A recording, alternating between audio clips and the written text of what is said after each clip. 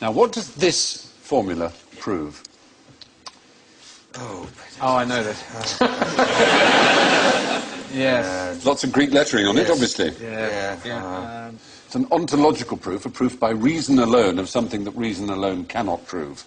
Proof of God. Yes, very good. Points, points. Good. Well done. There he is.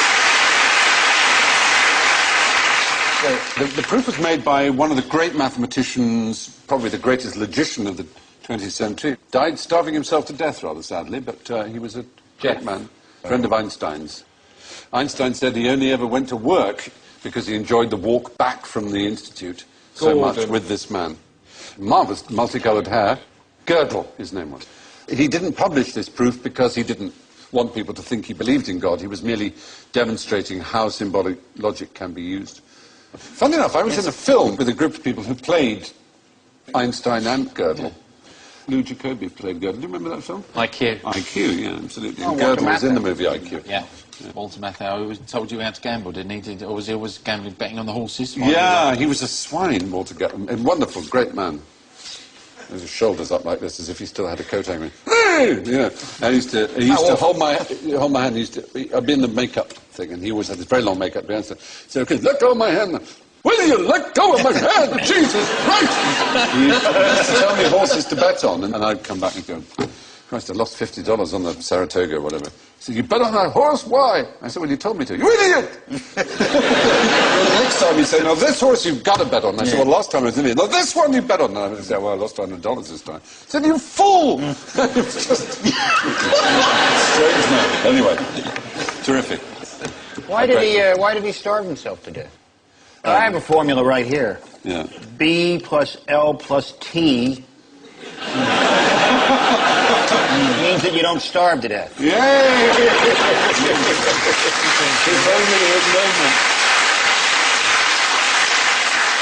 Proof of a sandwich. The really sad reason was because he was slightly loopy. He had paranoid fantasies of being poisoned, and the only person he trusted to taste his food for him was his wife, and his wife for a long period was in hospital, so he didn't eat. Well, she was in hospital because she was eating all this poison over the years. Maybe. So, yes, Kurt Gödel used modal logic to prove conclusively that God exists, though even he wasn't really convinced by the conclusion. That's human life accounted for, but how could sewage be used to create alien life? Sewage. To create alien life? Yeah. So sewage from another planet may be arriving here, is that... Well, yes, or our sewage. Our astronauts jettison their doings into space. Yes. There is an enormous amount of human poop up now in the solar system, orbiting the Earth. In fact, there's a film of human feces on most space junk.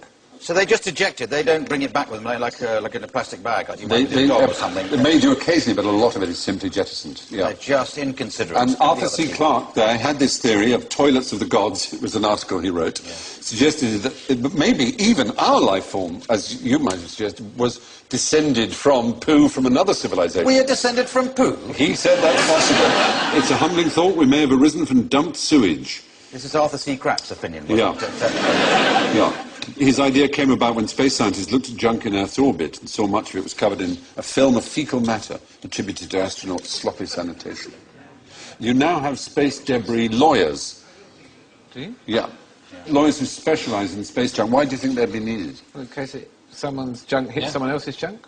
Yeah. Basically, you put up a $300 million satellite, and even a small amount of junk hits it, it can absolutely destroy it. Neil Armstrong's number 2 from 1969. Well, exactly. So basically, the reason they keep going up to the Hubble is just to wet off the line. I think that may be the case. They're not telling us that. Exactly. So they spend millions of pounds just to go out there with a squeegee and just...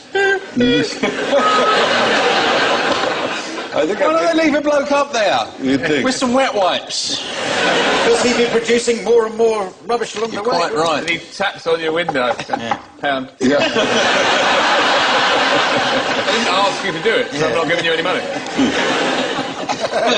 People who put the wipers on to try and stop them. So these are space lawyers, right? They're like ambulance chasers, only they have rockets to take them up there. Is that what you're saying? No, not really, no. No. But there you are. It's an extraordinary thought, isn't it? reasonably extraordinary. Extraordinary enough, I hope, for our purposes. We only call ourselves quite interesting. We don't call ourselves astonishing. Good. So human waste could be the beginning of life on other planets. In fact, Arthur C. Clarke suggested we might all have developed from alien sewage.